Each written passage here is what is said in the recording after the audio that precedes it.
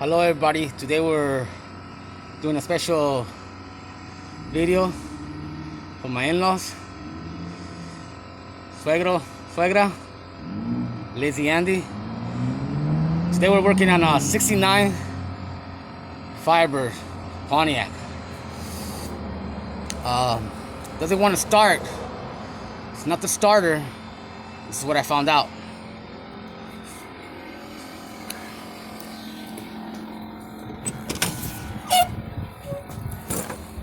Problem is with the steering column right here, you know, sometimes it does move, like if we have a shifter right here, but it's actually right here.